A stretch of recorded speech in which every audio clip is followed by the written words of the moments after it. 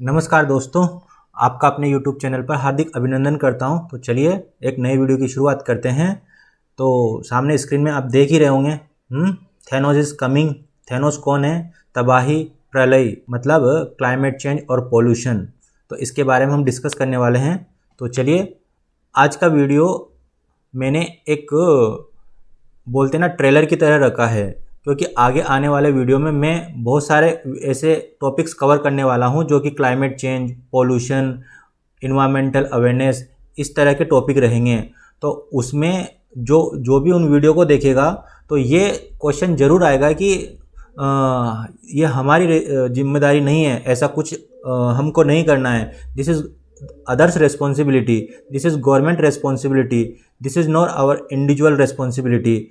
तो इस तरह क्वेश्चन आएंगे कि हम क्यों अपने लाइफ स्टाइल में चेंज करें, हम क्यों अपने जो कंजम्पशन कर रहे हैं उसके पैटर्न को चेंज करें।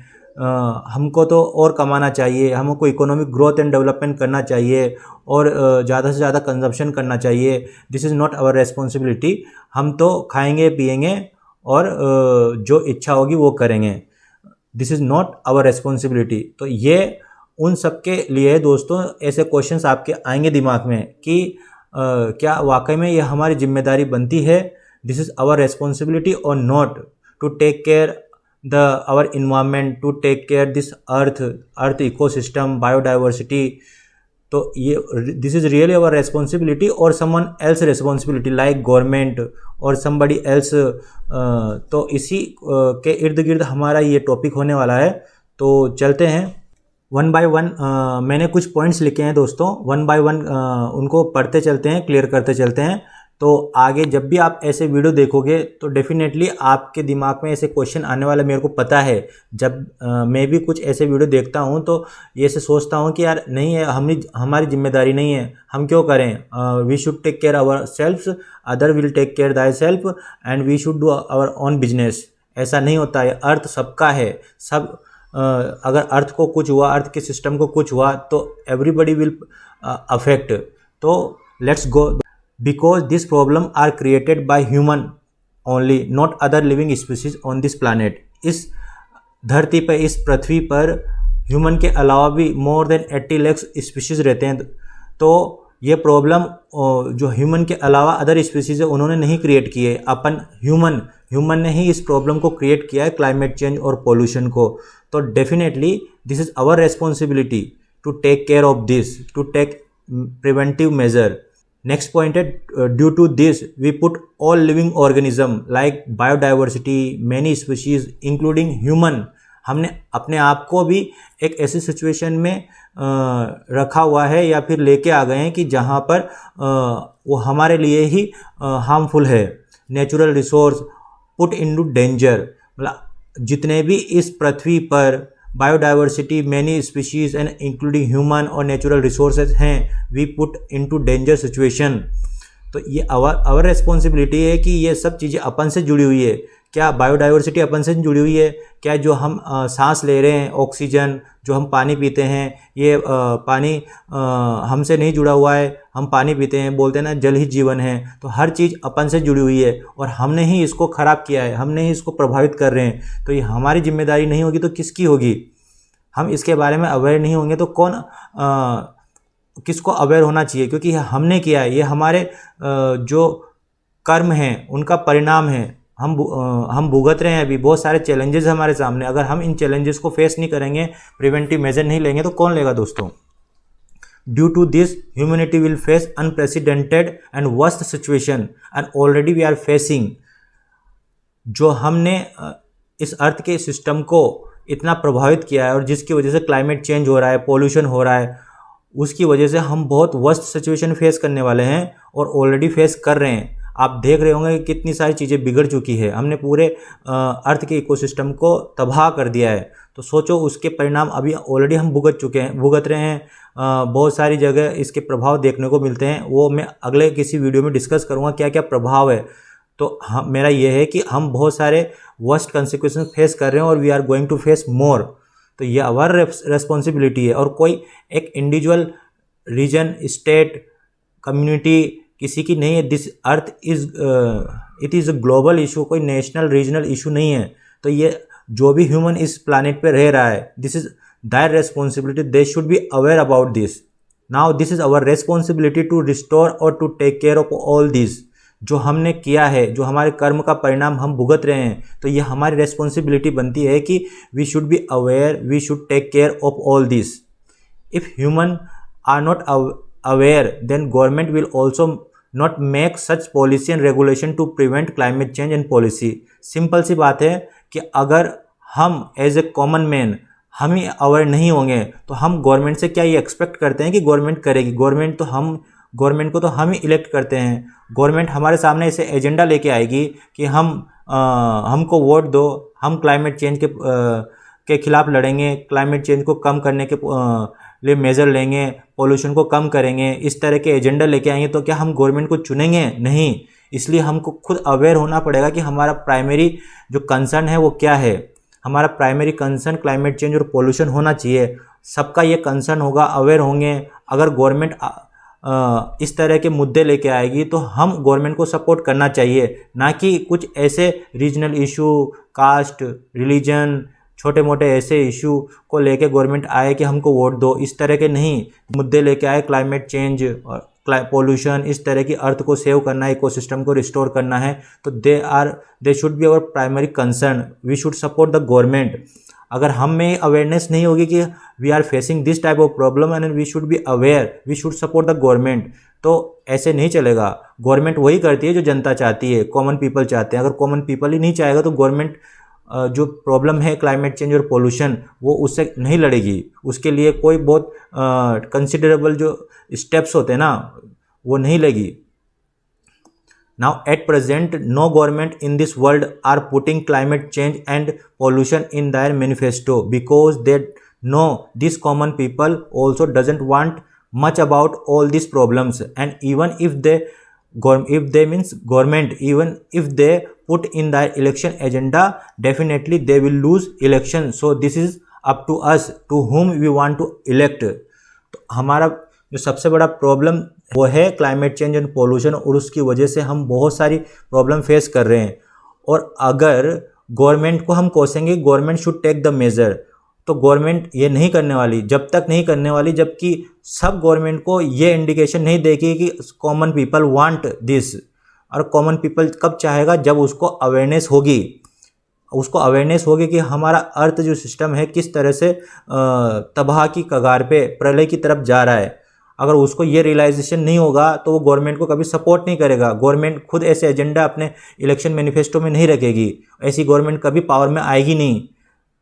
कोई भी अगर अभी जैसे इलेक्शन हो रहे हैं, हमारे लोकसभा के इलेक्शन हो रहे हैं, तो अगर गवर्नमेंट ऐसे मुद्दे उठाने लग जाए, देखो अर्थ कितना तबाह हो चुका है, क्लाइमेट चेंज कितना बड़ा इशू बन चुका है, पोल्यूशन कितना हो रहा है, हर चीज़ में पोल्यूशन हो रहा है, अडल्ट्रेशन हो रही है, केमिकल्स हो रहे हैं, हमारे सामने हेल्थ इशू कितने हैं, इसको रोकने के लिए हम मेजर ऐसे ऐसे लेंगे। इस तरह के मैनिफेस्टो इलेक्शन में लेके आने लग जाए तो हम सोचेंगे तो बेवकूफ़ गवर्नमेंट है। ऐसा कुछ होता है क्या? तो गवर्नमेंट को हम सपोर्ट ही नहीं करेंगे, गवर्नमेंट आएगी नहीं, ऐसी इस तरह की मेंटेलिटी वाली गवर्नमेंट आएगी नहीं। तो मैं ये कहना चाह रहा हूँ कि पहले हमको अवेयर होना पड़ेगा, इसलिए हमको अवेयरनेस ज़रूरी है। अगर हम अवेयर नहीं होंगे, एजुकेट नहीं होंगे इन्वायरमेंटल इशू को लेके, तो कैसे चलेगा?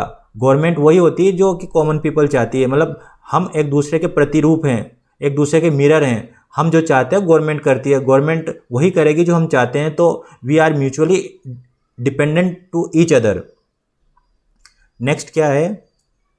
वी डोंट स्टैंड, अगर if you don't stand now, our next generation will definitely get what we are showing and they will point out on our deeds why you did all this to us and they will never feel proud on us. एक simple सी बात है कि अगर आप एक किसी की पर्सनल मैटर को लेके देखो, या फिर अगर किसी के साथ कुछ बुरा हो जाता है तो हम तुरंत उसकी जो जिम्मेदारी है ना, अगर किसी दूसरे की वजह से हुआ है तो हम तुरंत ये बोलते हैं कि तुम्हारी वजह से हमारी ज़िंदगी में ये हुआ है, तुम्हारी वजह से हमारी ज़िंदगी में ये नुकसान हुआ है, ये हमारी ज़िंदगी तबाह हो चुकी है, हाँ हम करियर में सफल नहीं हुए हैं, हमको इस तरह के इशू आए हैं। हम बहुत जल्दी ही किसी को कोसने लगते हैं। तो सोचो दोस्तों, जो हम अभी कर रहे हैं, हम जो 100-200 सालों से करते आ रहे हैं, उनके जो कंसिक्वेंस हैं, हम जो हमने जो एक प्लांट जैसे बोलते हैं ना, प्लांट लगाया और उसके फल हम खुद खा रहे हैं। इस खाने का मतलब ये है कि हम ऐसे सिचुएशन फेस कर रहे हैं जो कि नहीं होनी चाहिए, बहुत सारी प्रॉब्लम्स फेस कर रहे हैं। तो आगे आने वाले जो जनरेशन है तो वो तो उस चीज़ को और फेस करेगी, क्योंकि ये समस्या और बढ़ती जा रही है। और जो आगे आने वाली जनरेशन है उनकी तो इसमें कोई मिस्टेक भी नहीं है, उन्होंने तो कुछ किया भी नहीं होगा, वो सिर्फ वो चीज़ें को फेस करेंगे जो हमने किया है। तो ये हमारी रेस्पॉन्सिबिलिटी बनती है कि हम आने वाली जो जनरेशन है उसको इस तरह का इन्वायरमेंट छोड़ के जाएं, ताकि वो खुले में अच्छे से सांस ले सके, अच्छा पानी पी सके, अच्छा हेल्दी जीवन जी सकें। तो तभी वो they will feel proud us on us, otherwise they will ask us why you did this to us all. अभी का एग्जांपल ले लो कि अगर हम इतिहास को देखें तो हम बोलते हैं कि हमारा प्राचीन भारत, हमारा जो एंशिएंट इंडिया था वो कितना ग्लोरियस था, कितने अच्छे अच्छे वेद लिखे गए हैं, कितना अच्छा कल्चर था।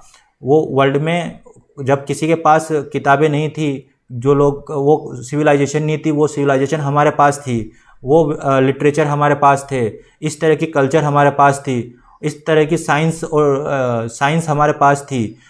ठीक है, तो हम गर्व करते हैं कि हमारे जो 2000 साल 3000 साल पहले कितनी अच्छी अच्छी चीज़ें थी, उस चीज़ पर हम गर्व करते हैं, क्योंकि पहले ऐसी हुई है, इतना लिटरेचर लिखा गया, इतना अच्छा कल्चर था।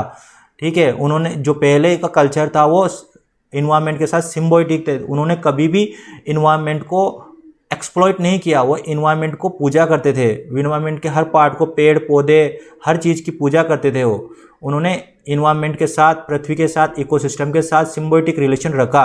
आज से जो 2000 साल 3000 साल पहले कुछ ऐसा हुआ, उनको हम प्राउड फील करते हैं। लेकिन आप सोचो, अगर अभी 200 साल पहले जाओ, जब इंडस्ट्रियल रिवॉल्यूशन हुआ था, तो इंडस्ट्रियल रिवॉल्यूशन हुआ था तो वहाँ से एक रेस शुरू होती है, इकोनॉमिक रेस, जहाँ पर ग्रोथ एंड डेवलपमेंट, जहाँ पर बोलते हैं कि अर्थ के जितने भी नेचुरल रिसोर्स है उसको एक्सप्लॉइट कर लो और हमारी लग्जरी, हमारे कंजम्पशन, हमारे जो भौतिक सुविधाएं हैं उसमें सारे लगा दो।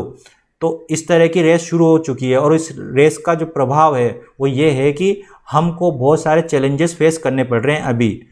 तो हमको अगर अभी एनालिसिस करें तो हम ये पाते हैं कि 200 साल पहले कुछ चीज़ें ऐसी हुई थी जो नहीं होनी चाहिए थी। तो क्यों ना हमारे आने वाली पीढ़ी हमको ये बोलेगी कि तुमने जो किया गलत किया। हमारे लिए एक अच्छा इन्वायरमेंट, एक अच्छा अर्थ का इकोसिस्टम, शुद्ध वायु, शुद्ध वाटर, शुद्ध सोयल, फॉरेस्ट हमारे लिए वो छोड़ के नहीं गए जो हमको प्रकृति ने प्राकृतिक रूप से दिया था। तो ये हमारी जिम्मेदारी है दोस्तों कि हम को किस तरह से अपना जीवन व्यतीत करना चाहिए, किस तरह से हमारा कंजम्पशन पैटर्न को मेंटेन करना चाहिए, किस तरह से हमको इन्वायरमेंट के प्रति अवेयर होना चाहिए, हमको स्टेप्स लेने चाहिए। जब तक हम खुद इंडिविजुअल लेवल पे प्रयत्न नहीं करेंगे, एफर्ट नहीं डालेंगे, तो हम सोचेंगे कि दूसरा करेगा या फिर दूसरा ही नहीं कर रहा तो हम क्यों करें। इस तरह की ब्लाइंड रेस में चलेंगे तो कुछ नहीं होने वाला, situation day by day worst होती जाएगी।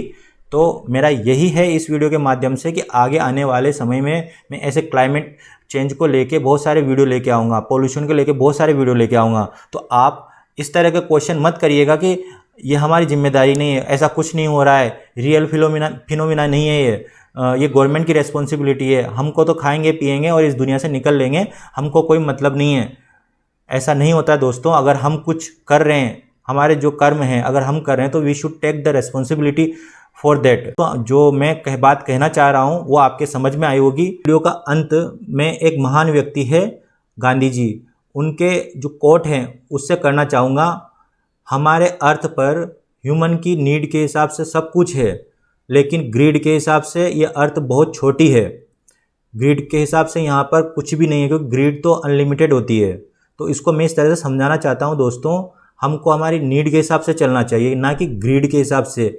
ग्रीड ने आज इस क्लाइमेट को, पोल्यूशन को इतना आगे तक बढ़ा दिया है कि हम खुल के चैन की सांस भी नहीं ले पा रहे हैं। हमको कोई भी चीज़ शुद्ध नहीं मिल रही है, हर जगह केमिकल्स है। और वही ग्रीड हमको खुद को प्रभावित कर रही है, हमारे इकोसिस्टम को प्रभावित कर रही है। हमसे पहले के जो जनरेशन है 200 300 400 साल पहले, उन्होंने नीड के हिसाब से अपना जीवन व्यतीत किया था। चाहे उस टाइम पे साइंस एंड टेक्नोलॉजी नहीं होगा, लेकिन उन्होंने जो किया था नेचर के साथ, इकोसिस्टम के साथ सिम्बायोटिक रिलेशन करके अपना जीवन यापन किया था नीड के हिसाब से, ना कि ग्रीड के हिसाब से। अगर वो ग्रीड के हिसाब से जो चले होते ना, अगर वो ग्रीड के हिसाब से चले होते ना, तो हम खुद अभी तक ऐसी सिचुएशन में होते कि हम उनको कोस रहे होते, हम उनको क्या बोलते हैं, उन पर आरोप लगा रहे होते कि उन्होंने हमारा जीवन किस तरह से बुरा कर दिया है। तो कुल मिला के ये बात है दोस्तों कि हमको हमारी नीड के हिसाब से चलना है, ना कि ग्रीड के हिसाब से। अब नीड क्या होती है, ग्रीड क्या होती है, इतना मेरे को समझाने की ज़रूरत नहीं है। तो चलते हैं, नेक्स्ट वीडियो में मिलते हैं। जय हिंद।